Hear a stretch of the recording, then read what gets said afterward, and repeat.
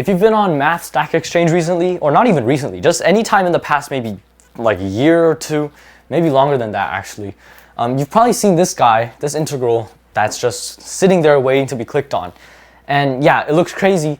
I'll link back to the original post in the description, but I know what you guys came here for. That's the solution, so I'm gonna get started with the solution. So this thing right here. Now, you might first think that there are a lot of symmetries that you can exploit because, well, there's a few things, right?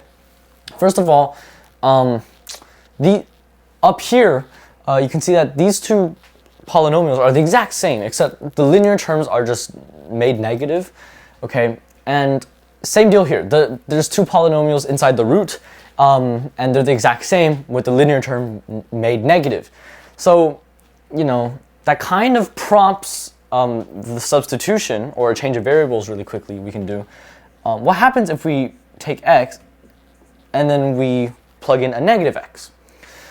Well, so first thing that we have to deal with is the bounds. The bounds, you can see they're symmetrical, so all they do is flip, so it becomes 1 to negative 1. Here, the first factor, we plug in a negative x, all right? All right, inside the root, the top was plus x, so now it becomes minus x. The bottom was minus x, so now it becomes plus x. All right, so the signs just flip. In the logarithm, the quadratic terms don't change because x squared is the same thing as negative x squared. So those are still going to stay the same. The only thing that's going to change is in the linear term again, where the pluses become minus, and then in the bottom, the minus is going to cancel and become a plus. Okay, so that's it. Now we can't just copy down dx because when you make this, dx becomes negative dx. So what we're going to do is we're going to take that negative sign that was supposed to be there and apply it to these bounds right here, and we're going to flip them. So on the top it's going to be a 1 and the bottom is going to be a negative 1, so they look nice again. And in fact, another thing we can do is we can take this negative sign, apply it in the logarithm, and what that does is it reciprocates the argument. So this actually goes back to being what it used to be, because now we flipped it and the positive sign is on top again. So you can see that this and that actually, they're equivalent values because all that was changed was we made a substitution. So if we called this I, then this bottom line would also be I, okay?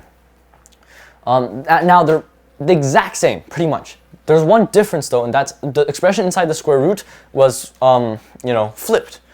So what can we do with this? Well, what if we add them up? Now, when we add them up, this is equal to I, and this is equal to I. So when you add them up, you get 2i.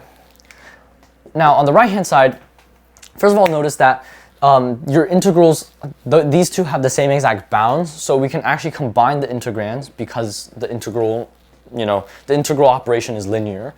And inside the integrand, there's more stuff you can actually simplify. So you see that both of these share a 1 over x, and they also share this massive logarithm expression. So what we can do is factor these two out, and then we can just write down these roots. So we're going to factor out the 1 over x. I'm going to copy down the roots first, so it's more like aesthetically pleasing. Yeah, let's do that. So 1 plus x over 1 minus x.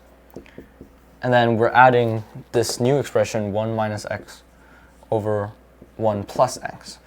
Okay, close that. And then finally, we have the logarithms that we factored out, which I'll just copy down.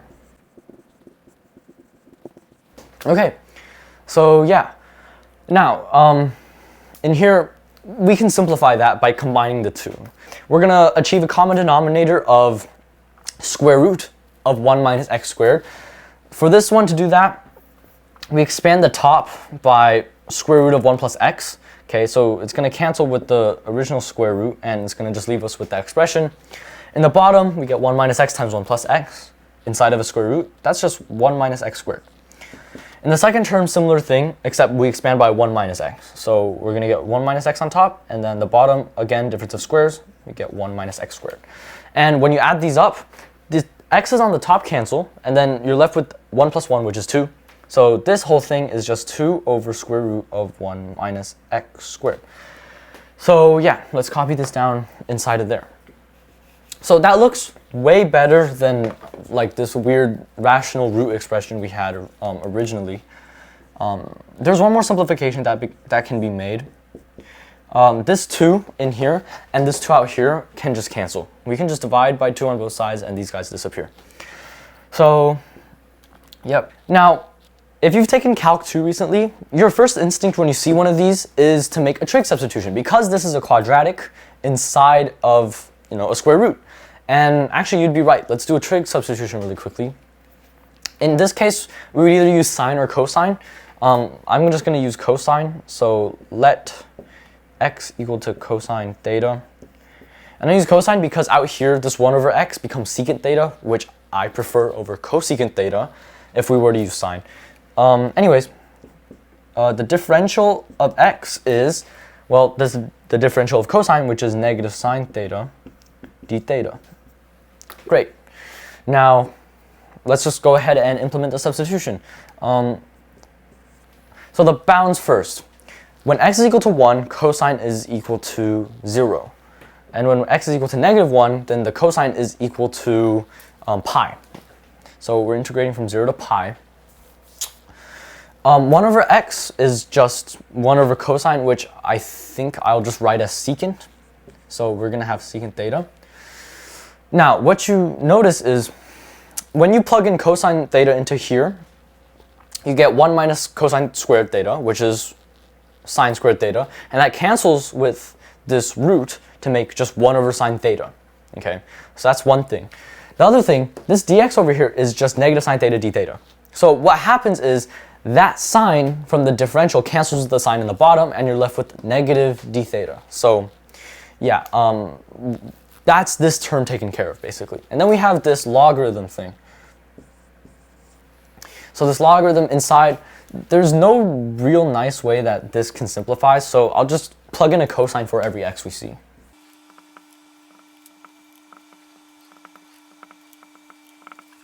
Okay, and then finally, we have, well, we already dealt with this sign by canceling it with this guy. We just have negative d theta left. Now, again, like earlier, I'm going to copy down the d theta and then use the negative sign to reverse our bounds. So instead of pi to 0, we had 0 to pi. Okay, so yeah, that's the substitution done. What's the next step? Okay, what we can do is we can actually split up the logs, because you notice that this is just one big quotient inside of it. So what we end up with is 2 integrals. So yeah, let's do that. From 0 to pi, well, maybe not 2 integrals. For now, I'm going to keep these as 1. So the secant theta is going to stay. There's not much we can do about that as of right now. But the logarithm can be broken up into log of the top minus log of the bottom. So let's copy that down.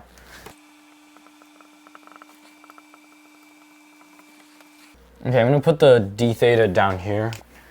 All right, so I just copied this down further up so we have more room to do our work. So let's move on. We broke the logarithm into 2 different terms. And in fact, we can keep going. We can keep breaking this up into more terms because in here, this is a quadratic. And if you're willing to factor over the complex numbers, then you can actually continue factoring this down into 2 linear terms that multiply. And then you can break the logarithm even further up from there. But first, let's figure out how we do that. So here's the expression we're trying to factor. Plus 2 cosine theta plus 1. Okay, so the way we're going to do this is this 2 cosine squared theta, you can rewrite as cosine squared theta plus cosine squared theta. And, well, now what do you have here? You have 1 plus cosine theta squared, right? So you have sum of squares, which isn't factorable yet, but you can rewrite this guy as negative I cosine theta squared. Okay, and you see how that works. The i's cancel with the negative, but the significance about that is, well, now we have difference of squares, so we can factor this using the difference of squares. So we're going to have this guy, cosine theta plus 1. In the first term, I'm going to have plus I cosine theta. And then in the second factor, we're going to have cosine theta plus 1 minus I cosine theta. All right, and then from here, I mean, it's almost done, right? We can factor out the cosine in each of these. So here we have 1 plus I times cosine theta, and then our plus 1. And then here we have 1 minus I cosine theta plus 1. All right, so that's this guy factored. Now, we can, how do we factor this guy? Now, the only difference is that the linear term here is negative. So let's see what happens when we have a negative linear term. Well, if we have a negative linear term, then this guy right here becomes a minus sign, and therefore, inside of here, there's now a negative sign. Okay, so that translates down when you factor it as difference of squares, because this negative cosine is going to be there, and it's going to be there. So when you factor out the cosine thetas in each of these factors, what happens is now we have, so this is for the first term, okay, for the second term, you have, this is now negative. So instead of a plus 1, we have a minus 1 plus I, cosine theta plus 1. And in the second term, instead of a positive 1 minus I, we now have a negative 1 minus I. So that's the only difference. Now, I'm going to get rid of this work because we don't need it. You can see why we did this, because we can, once we plug this in, this logarithm breaks up into 2. So let me just demonstrate what I'm trying to say. We have this integral bar again, secant theta. Okay, so this logarithm is going to break up into 2 because this in here we factored into this and that. So the first logarithm inside of it is going to be 1 plus I cosine theta plus 1. Okay, and then we're going to add the second logarithm that we got from this term. Inside of it, there's this. So 1 minus I cosine theta plus 1. Okay, and then next we have this second term inside of whom we factored into this. So we can, again, break that up, but now we have to distribute the negative sign, but that's sort of trivial. We have minus log of, well, the first term, so minus 1 plus I cosine theta plus 1. And then we're going to distribute the minus, and then logarithm of the second factor. So log, and then here we have negative 1 minus I cosine theta plus 1. Okay, so I'm going to close that. So yeah, that's the factorization done. And now, I think it's rather significant what has happened. Because if you look on the inside, each one of these logarithms are identical. Because they have this coefficient times the cosine theta plus 1. Coefficient times cosine theta plus 1, etc. So, what if we define a new function? Let's call it, like, maybe I of alpha. Okay, and then alpha is just going to be this coefficient, because we can plug in different numbers after we've simplified. So, it's going to be integral from 0 to pi. Secant theta I'm going to rewrite as 1 over cosine, so cosine in the bottom.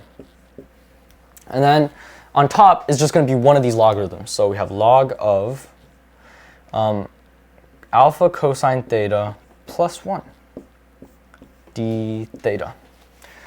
So yeah, now, I mean, this is sort of looking like this is, you know, perfectly prepared for Feynman's trick. So let's just do it.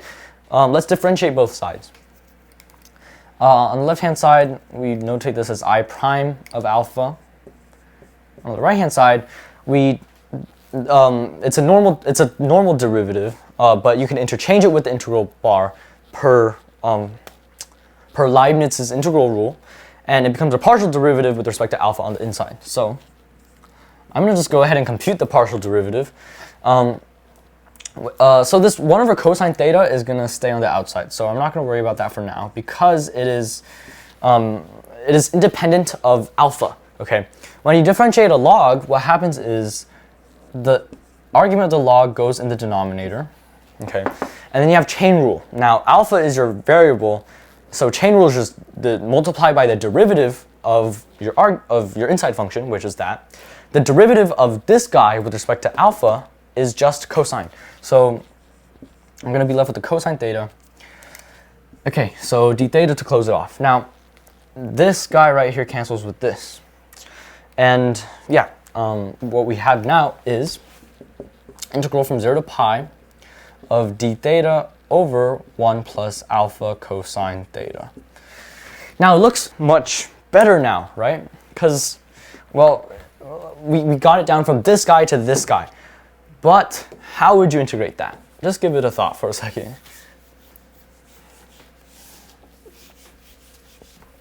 Well, it's a rational expression in terms of cosine, right? And we have one tool that is designed to be able to take care of that. And I'm going to copy this original definition down up here.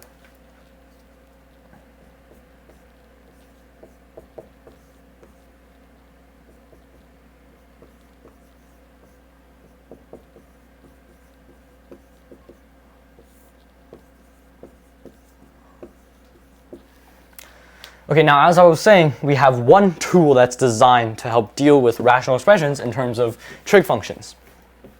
And that is the Weierstrass substitution. So I'm going to copy this down up here. I prime of alpha is just integral from 0 to pi of d theta over 1 plus alpha cosine theta. Now, the Weierstrass substitution, if you've used it before, then you'd know. It's simply the substitution. So the Weierstrass substitution is simply letting our new variable t equal to tangent of theta over 2. Now, at first glance, it's hard to tell how this will help because, you know, tangent of theta over 2 has nothing to do with cosine. But if you do some manipulation, you find that in order to express cosine theta in terms of t, there's actually a really nice expression, or at least it becomes rational. So this is just 1 minus t squared over 1 plus t squared. Okay, there's also an expression for sine theta in terms of t, so that's why this is so helpful, because it allows you to turn rational expressions in terms of trig into just rational expressions in terms of polynomials. But we're not going to be using the sine theta one, because there is no sine theta. There is one, however, for d theta. Your differential just becomes 2 over 1 plus t squared dt. Now you can verify these by simply plugging in t for both of these, actually, if you wanted to.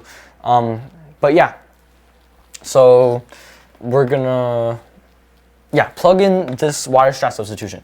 Now, the bounds first, okay?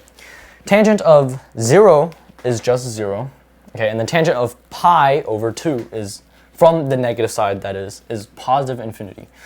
So, on the inside, I'm going to deal with the rational part first. So we have 1 plus alpha times cosine. Now cosine is that, 1 minus t squared over 1 plus t squared. So I'll copy that down. And then we have d theta multiplied on the side, which is 2 over 1 plus t squared dt. Okay, so I'm going to get rid of this work now. Okay, so we're making progress. Now, I mean, the only thing we have left to do is basically simplify that and see where it takes us, right? So I'm going to drag the 2 outside and have the integral from 0 to infinity. Okay, inside of here, this 1 plus t squared is going to multiply into this other denominator over here. 1 plus t squared times 1 is just 1 plus t squared. And then we have plus alpha. Okay, and then in the next term, 1 plus t squared cancels with the 1 plus t squared. You're left with 1 minus t squared. Nice. And then dt. So the next thing you can do, because we're integrating with respect to t, simply rearrange the denominator so that you can do it. So what we can do is expand this out. When you expand it out, it becomes alpha minus alpha t squared. So not the best looking, but what you can do is combine the t squared and the minus alpha t squared. Factor out the t squared in each of these, you get 1 minus alpha t squared. Then you can just work with the 1 plus alpha that is left over, 1 plus alpha. This looks like a recipe for our arctangent, right?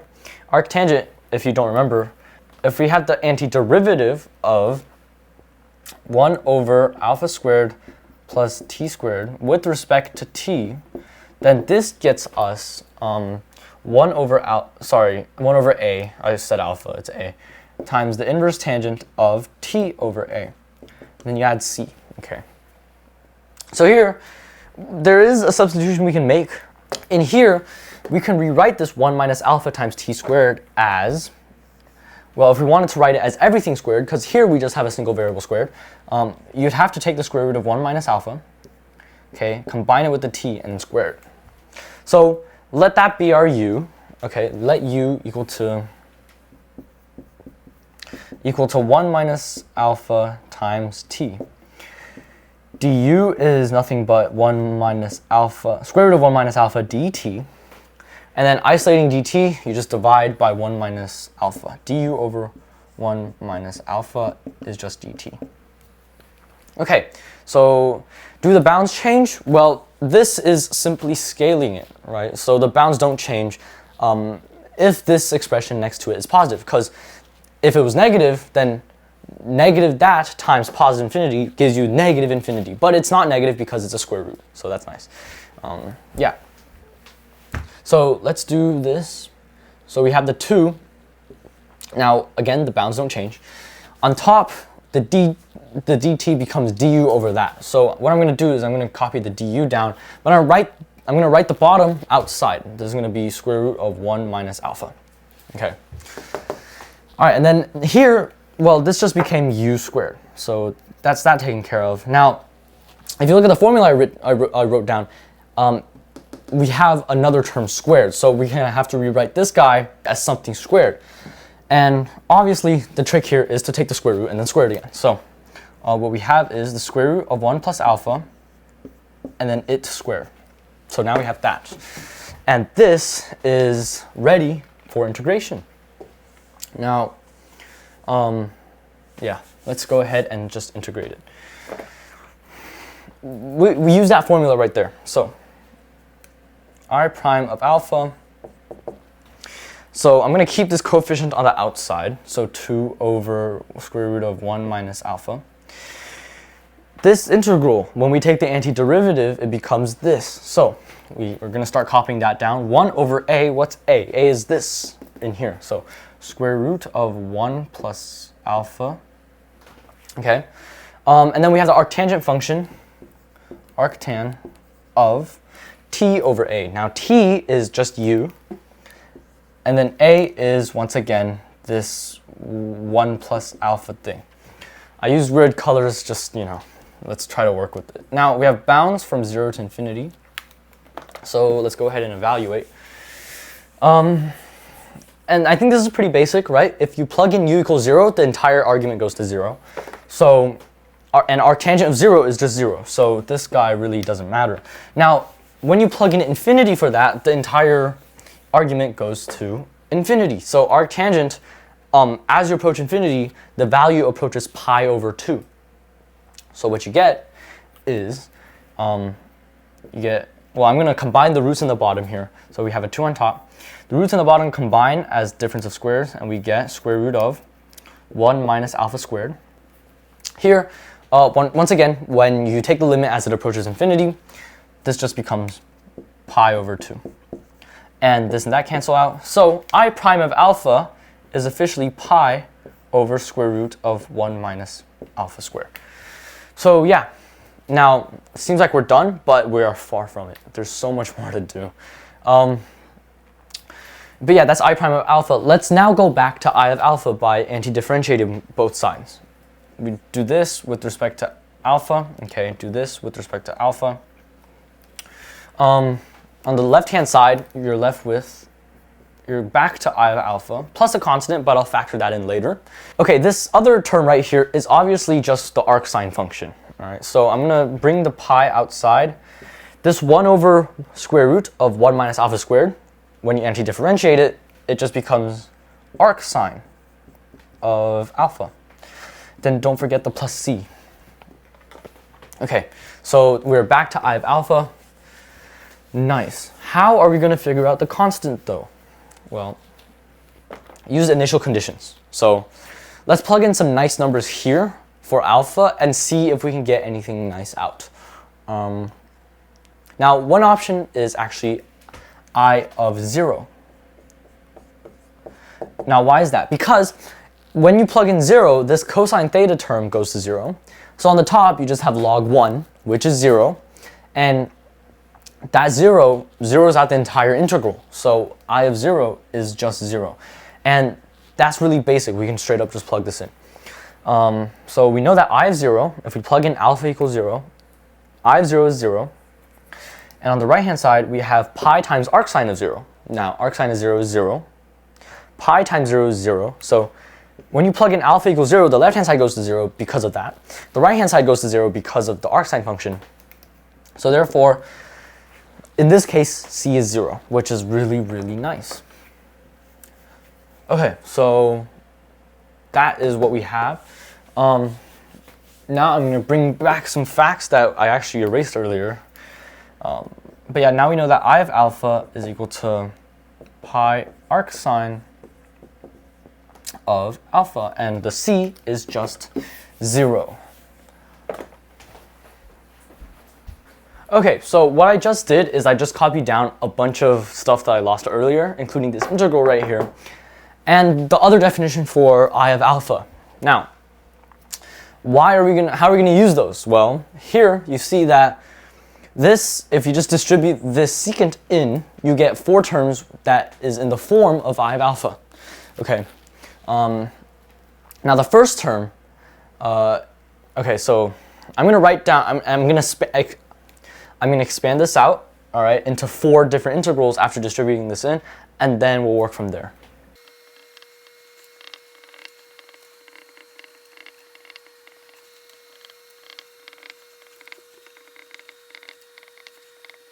Okay, so what I just did was obviously I distributed the secant into each of these terms, okay, and I just broke it up into 4 different integrals.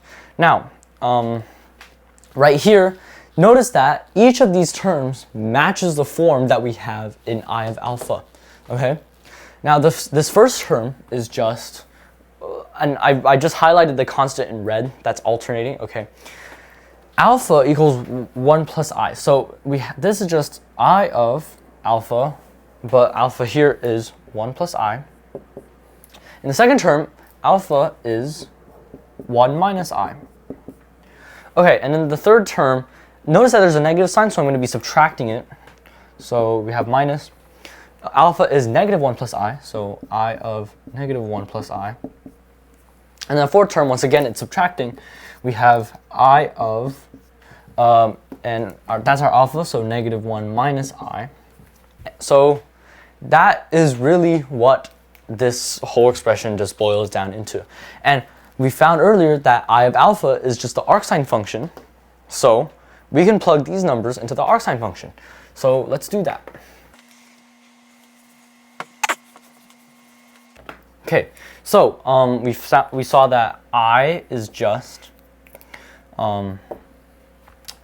I of 1 plus I, which is just, okay, now before I copy this down, notice that each one of these terms is actually pi times arcsine of alpha. I'm going to factor out the pi first and then just put the arcsines on the inside. So the first term is going to be arcsine of 1 plus I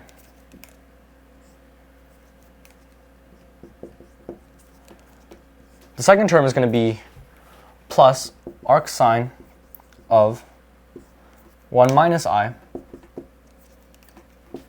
The third term is going to be minus arcsine of negative 1 plus I. And the fourth term is going to be minus arcsine of negative 1 minus I. So that's our whole expression. Now our only objective, I mean, we're done with all the calculus. We just have to simplify that, and that's actually harder than it looks. So there's a few things we can do here. First of all, recall that because sine is odd, arcsine is also odd. This is defined on the principal interval, okay? So, and on that interval, sine and arcsine both odd. Now what does that mean? Well, it means, look at these two terms right here. You can factor a negative sign out inside the argument, and you can bring it outside. So for this term right here, if you factor out a negative sign, what do you get? You get arcsine of, the minus 1 becomes a positive 1, and then the I becomes a negative I. Okay, and then this sign becomes a plus sign because obviously it's odd, so the negative sign comes out. Same deal here. We're going to get a plus arc sine of 1 plus I. Okay, so you can actually combine like terms because this and that are the same, and this and that are the same. So what you're doing is you're basically doubling up on each of these. Right, so it's going to become pi times 2 of these, and then 2 of those. So you can factor out a 2. That's kind of the point. So we have equal to 2 pi. Here we have, I'm going to use the nicer inverse sine notation of 1 plus I. And then we add the inverse sine of 1 minus I. Okay, so yeah, that's as simple as it gets before we have to start to get to the complex stuff. Now, the approach I took was to simply brute force both of these. And I mean, so I guess I did that, so I'll be going through it now. So the first thing you have to do is get these out of the inverse signs, because we don't know how to deal with the inverse signs of complex numbers. So the way we're going to do that is we're going to, well, start with Euler's formula and see where that takes us. Now, particularly the Euler's formula for the sine function. Okay, we have sine of, well, let's put z because z is a complex number, is equal to e to the iz minus e to the negative iz over 2I. Okay, so this right here is the sine function. Now, on this side, I'm going to call it maybe y. Okay, now, if we want to find the inverse sine, then we have to isolate z. Okay, because z is the input of the sine. So let's just do that. Well, the first step, we have to multiply 2i on both sides. We get 2iy is this exponential thing right here. Okay, then what we do is we can move everything to one side. So let's do that. We subtract 2iy, okay, and then that's still a minus e to the negative iz. And that's equal to 0 now. And then we expand this whole thing by multiplying e to the iz on both sides. Now, on the left-hand side, we have e to the iz squared for the first term. On the second term, we have 2iy e to the iz. Okay, in the last term, it cancels, so it's just negative 1. And it's still equal to 0. So, obviously here is in the form of a quadratic polynomial in terms of e to the iz. So let's go ahead and just use the quadratic formula. Usually I try to complete the square, not today. So applying the quadratic formula gets us e to the iz. On the right hand side we have negative b. Negative b is just positive 2iy. Plus or minus, we'll deal with this later, square root of b squared, which is just, well, if you square this thing, you get negative 4y squared. Hopefully that's clear. B squared, no, minus 4a, which is 1, and then c, which is negative 1. So, yeah, and then all over 2a. And a is 1 again, so that's just 2. Now, to simplify this 2 can cancel with that 2, but how about in the root term? Well, you see, in each of these, there's a 4. If we can just factor out the 4, then the 4, if we move it outside the root, it becomes a 2. So this guy cancels with that guy, cancels with the 4s inside of there. So here we have 2. So the 2 is gone. Now we just have y plus or minus the square root. And then these 4s are gone. So in the second term, we're left with a positive 1 because the negatives cancel. And then the second term, we're left with this minus y squared. And yeah, the 2 in the bottom also gets canceled out. So this is what we're left with. E to the iz is equal to that. Now, the last thing we got to do is isolate z. So we take logarithms on either side. On the left-hand side, you're left with positive iz. On the right-hand side, after taking a logarithm, well, you just have all this stuff in the logarithm. Okay, and we also should deal with this plus or minus. We're taking the plus because if we take the positive, we get the principal number from this logarithm. So yeah, let's just do that. Okay, and finally to isolate z, we just multiply a negative I on both sides. Negative I times I, if you think about it, cancels out and it gives you a z. Okay, on the right hand side we just have negative I times the logarithm, the natural logarithm of iy plus the square root of 1 minus y squared. So that's pretty basic. From Euler's formula for the sine function, we could easily just, isolate the argument, and then that's our inverse sine function. So let's just plug in our numbers into this expression and see where that gets us. So I'm going to keep the 2 pi on the outside. Now, inverse sine of 1 plus I. In here, that's all we got to do. Now, before I start writing, notice that both of these are actually inverse sine functions, okay? So once we rewrite these in terms of the logarithm, they're both going to have this common factor of negative I. I'm going to factor that out and join the negative I out here. So we're going to get a minus 2 pi I now. And then now let's just copy down the logarithm part. So inside we have log of I times y. And y is our input, by the way. So I times 1 plus I is going to give you, this I times this 1 is going to give you I. This I times this I is going to give you a minus 1. Okay. Then we have this weird square root thing. 1 minus y squared. When you square y, 1 plus I, some people know what happens off the top of their head. Basically what happens is when you distribute it out, you get 1 plus 2 times this times that, which is just 2i. And then I squared, which is just minus 1. This 1 and the minus 1 cancel out. You're just left with the 2i. So I'm going to put down a 2i there.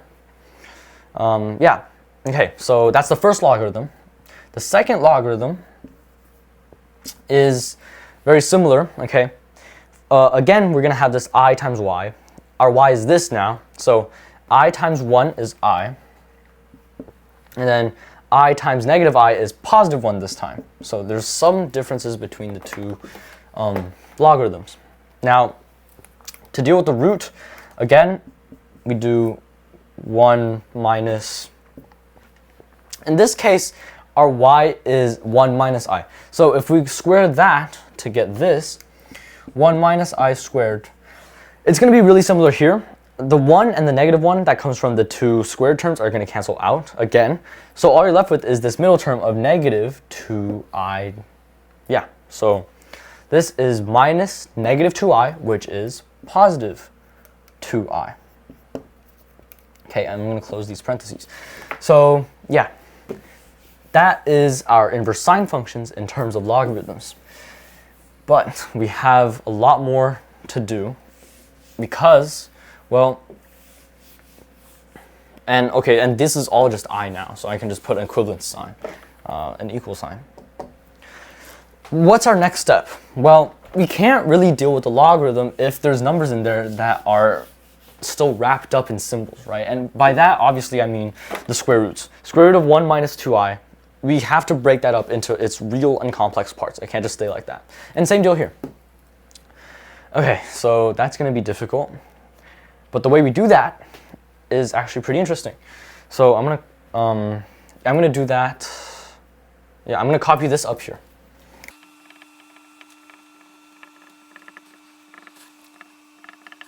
All right, so that's copied up.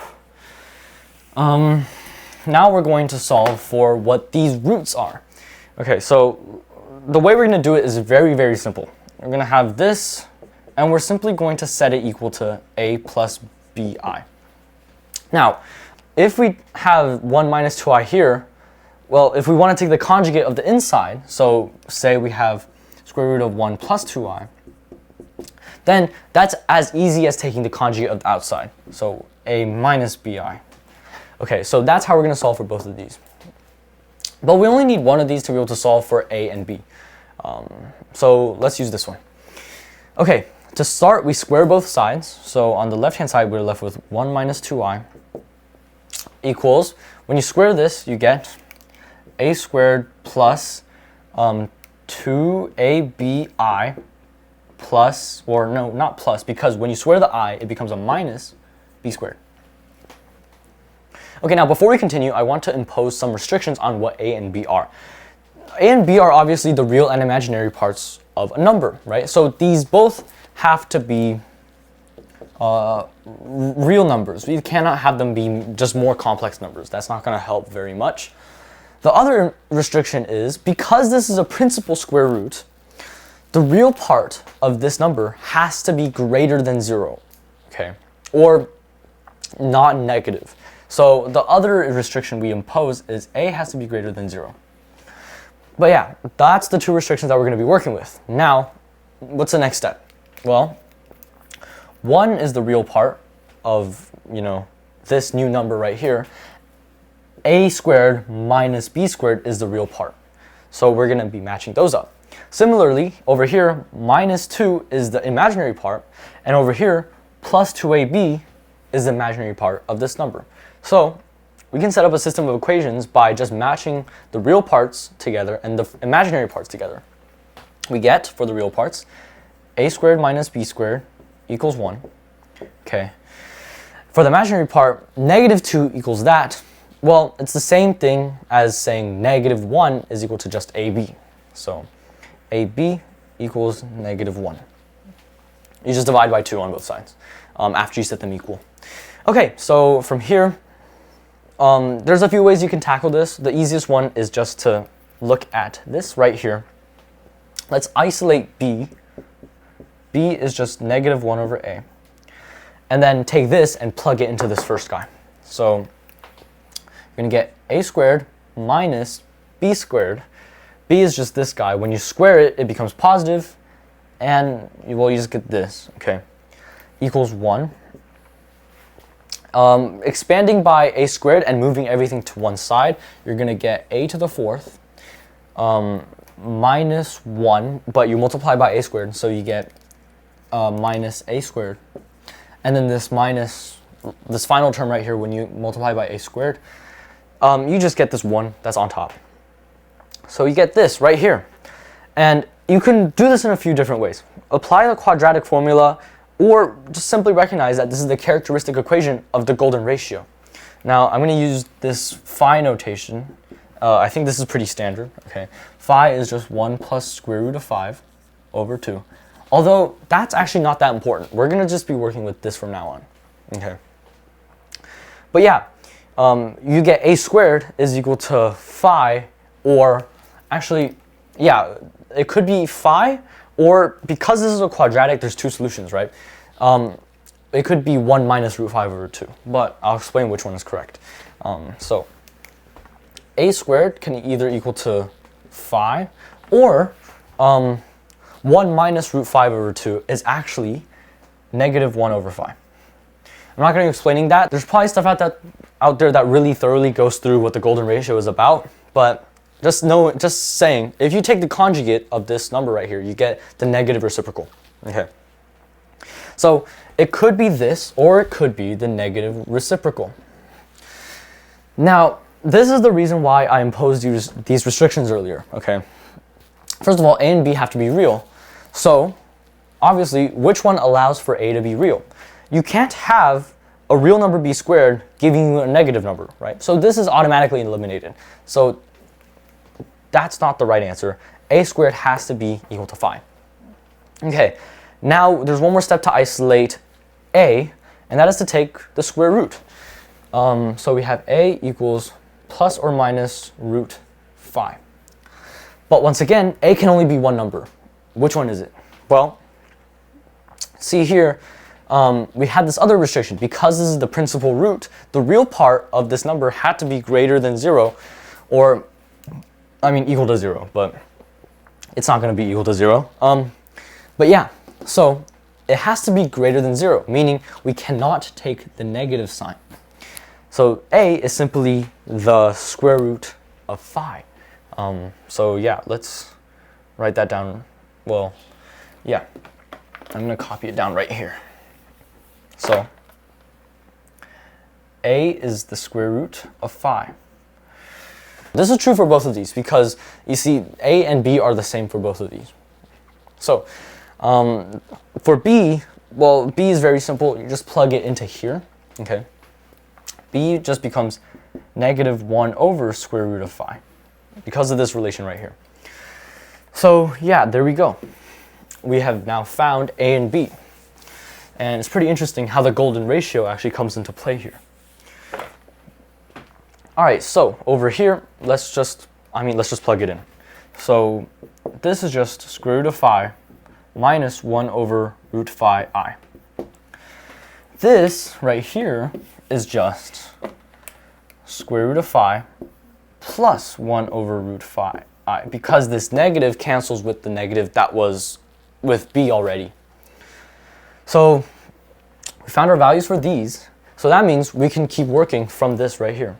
So negative 2 pi I times the logarithm of I minus 1 plus that, which we simplified down to this, square root of the golden ratio minus 1 over square root of phi I.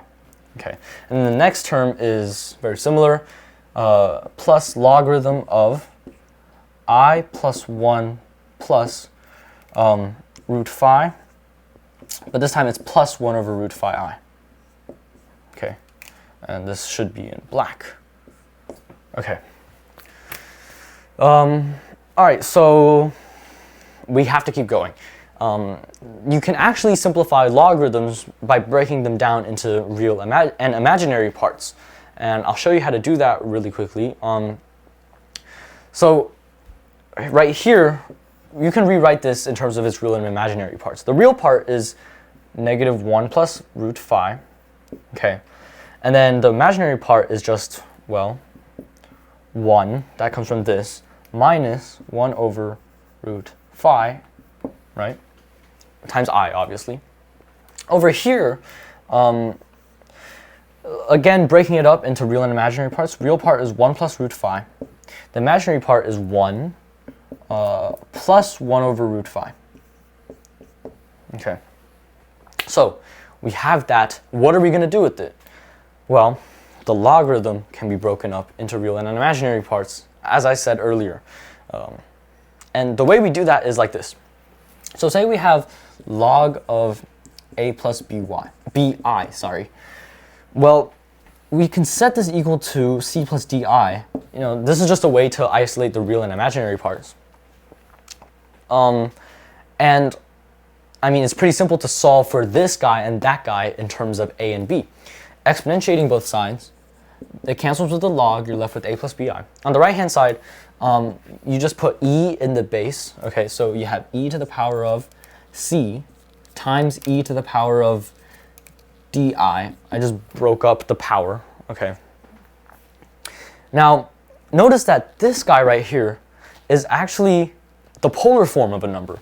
If you remember, a complex number can be expressed as e to r times e to the I theta, where theta is the angle it points from the real axis, the positive real axis, and r is the distance from the origin, from the number 0.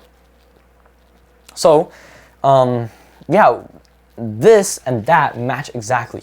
So, this is our number, and this is the polar form of our number. So, you just solve for c and d in terms of a and b. Now, e to the c is r, okay? And r, if you just remember, is distance from the center. And, well, you can solve for distance using the distance formula, which is simply the square root of the real part squared plus the imaginary part squared, which is just a squared plus b squared. Okay, think about this for a second. These are Cartesian coordinates, okay? And to find the distance from the middle, from the origin, you plug it into the, the distance formula. Okay. So we have a few more steps here to isolate c. First, we take the log on both sides. So c equals to the logarithm of this square root expression, a squared plus b squared. Okay, and then the last step, this is just the power of 1/2. We can drop it down to the side. 1/2 log of a squared plus b squared. Like that. So that is c. Okay. How about d? Well, d corresponds with the theta. So d is the angle it turns. Now, if you think about it, the angle it turns is this guy right here, okay? Now, a is the real part. This is our number right here. A is the real part. B is the imaginary part. So it looks like that. And we're trying to find that angle. Well, to find that angle, obviously this is just a right triangle, okay? So this is just the inverse tangent of B over A. So D is just the inverse tangent of B over A. And yeah, this is just how you find the angle of a number that's somewhere in the first quadrant of the complex plane. Okay, so that is exactly what we're going to use. These two results are what we're going to use. We're going to see right here, we're going to plug it into there. So I'm going to get rid of this. If we want to find the logarithm of a plus bi, then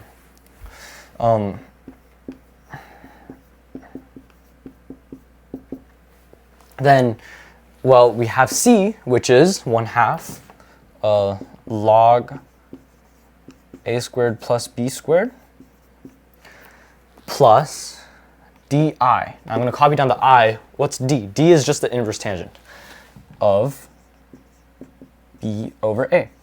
Now you may be wondering, well, am I not just pushing the issue forward, right? I have more inverse trig functions which are hard to deal with when it comes to complex numbers. Well, I'm not, because b and a are just the real and imaginary parts, and those are both real numbers. Okay, so like towards the very end, if we just go ahead and apply this is going to be a log of a real number, which we know how to deal with, and inverse tangent of a real number, which we know how to deal with. So finally, it's getting a lot better, okay? Before I rewrite these logarithms, I want to multiply together the insides. So I'm going to copy this down up here, and yeah, I'll fast forward this part.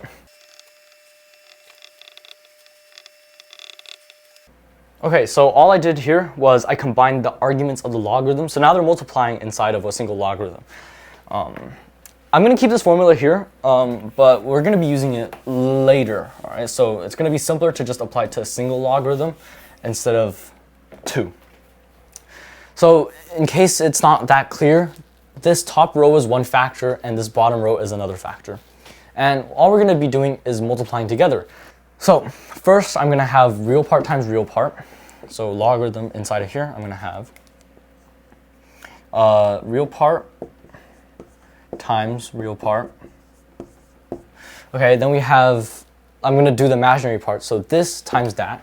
Now the I and the I are going to cancel to make a negative, okay, and then we just have this times that. So we have 1 minus 1 over root phi, 1 plus 1 over root phi. Okay. And then finally we have like the cross terms. Okay, so that's the imaginary terms. So over here we have this times that, 1 minus root phi, 1 plus root phi, okay, 1 minus 1 over root phi. And then over here we have this times that. Okay, now both of these have a coefficient of I that comes from this, okay, and then that. I'm going to factor those out, and that's going to be I out here. Okay, so I'm going to close that logarithm. Now, it's pretty obvious that a lot of this can be simplified. Let's just do that. So again, I'm going to copy all of these coefficients out here down. And then we have the logarithm of. This right here is pretty obviously just the difference of squares. Okay, so we're going to have, this is going to simplify to phi minus 1. Over here, we're subtracting off, and this is another difference of squares. So we get 1 minus 1 over phi. Okay. A few things we can do here. Now, if you remember earlier how we defined phi, it was the root of this polynomial, okay? So that means we know that phi squared minus phi, and sorry, this is a minus 1 is 0. Okay, that's how we define the golden ratio. Well, we can divide by phi on both sides. You're left with a phi minus 1 over phi is equal to 0. And then if we isolate this 1 over phi, then we get phi minus 1 is equal to 1 over phi. So if you see this guy up here, we don't want a fraction, we can just straight up replace it with that. So yeah, I'm going to have that be there. Yeah, so over here, I'm going to do some quick maths. This is phi minus 1 minus 1. Okay, and this is a plus. Then here we have phi minus 1. Okay, phi plus phi is 2 phi. Minus 1 minus 1 minus 1 minus 3. So in fact, all of this simplifies pretty nicely down to 2 phi minus 3. So this is 2 phi minus 3. So that's the real part done. The imaginary part is what we have left. Okay, so this is not as easy to expand, but we'll just go ahead and do it. So this first term right here, we have 1 times 1 is 1. And then we have minus 1 over root phi times root phi. That's going to cancel and just give us a negative 1. Then we have the cross terms. Okay, so negative 1 over root phi times 1 is just negative 1 over root phi. And then root phi times 1 is just root phi. All right, so that's the first guy. The second guy, negative 1 times 1 is just negative 1. So actually, I'm going to write minus 1 here. Positive root phi times 1 over root phi is just plus 1. And then the cross terms again, plus root phi minus 1 over root phi. I. Okay, so we're missing one set of parentheses. Okay. So again, this looks really terrifying, but if you just notice, this 1 minus 1 cancels out. These guys also cancel out. And this is just, well, there's 2 of these and there's 2 of these right over here. So this is just 2 times 1 of these, if that makes sense. So it's 2 times I times this root phi minus 1 over root phi. And this guy, as much as I'd like to simplify that, as of right now, there's not much we can do. So yeah, that is what we're left with. It's this part right here plus that part right there. And now we can finally apply the formula that we just derived earlier. How to break a complex logarithm up into real and imaginary parts. So, minus 2 pi I times, well, all right, let's do the real part. 1/2 log of a squared plus b squared. A squared, a is just this. So you have 2 phi minus 3 all squared plus b squared. B is, well, the 2 times that. 2 times root phi minus 1 over root phi all squared. Okay, so that's the real part. And then we have the complex part, the imaginary part, sorry. So that's plus I times the arctangent. I'm going to write it as this, so it's easier to read, at least for now. B is this thing right here without the I, so 2 times root phi minus 1 over root phi over A.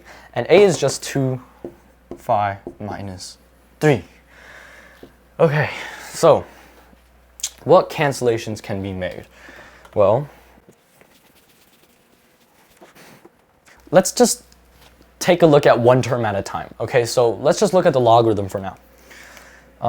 The logarithm is, well, okay, let's expand this guy. We get 4 phi squared, and then 2 times minus 2 times this times that, which is 12 phi, and then plus that squared, which is 9. And then we have this guy over here.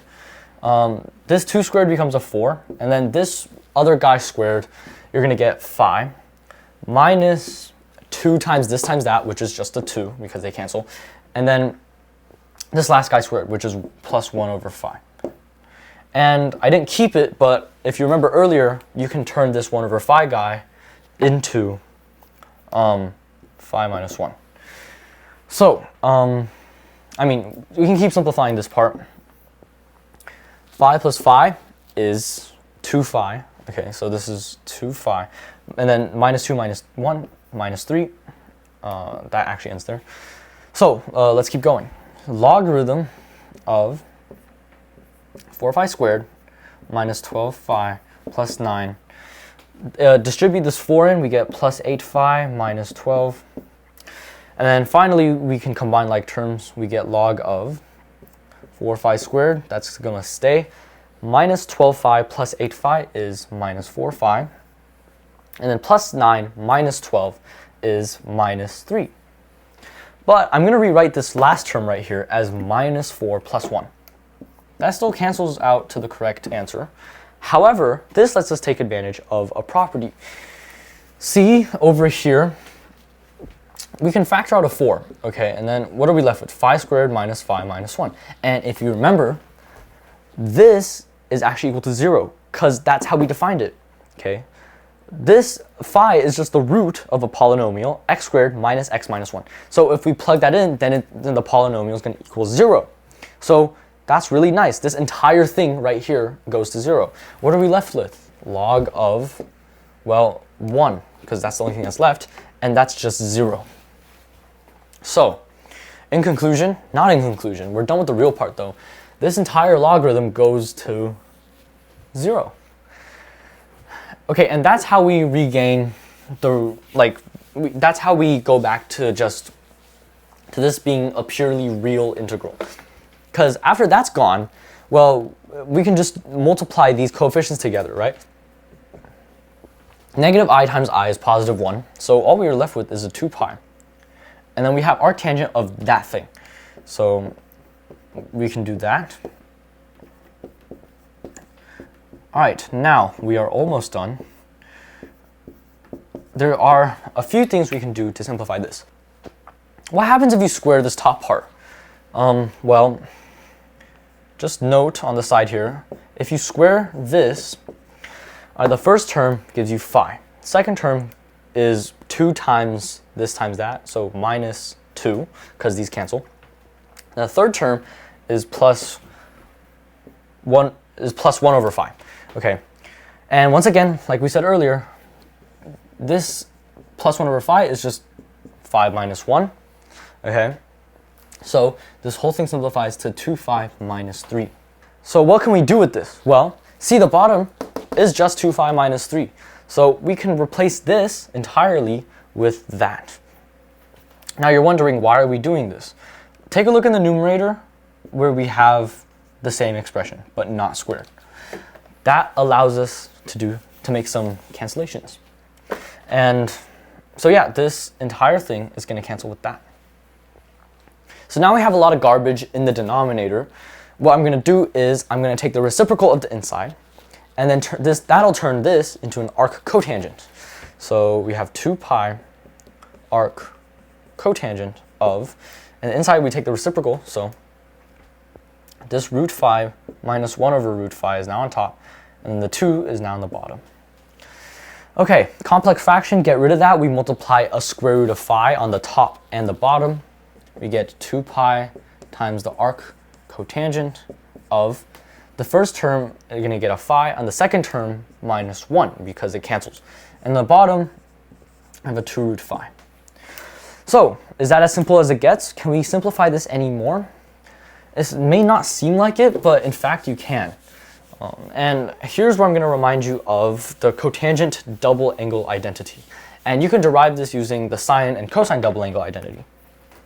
But all this is if you have cotangent of 2 theta, you get, let me see if I can remember this, cotangent squared theta minus 1 all over 2 cotangent theta.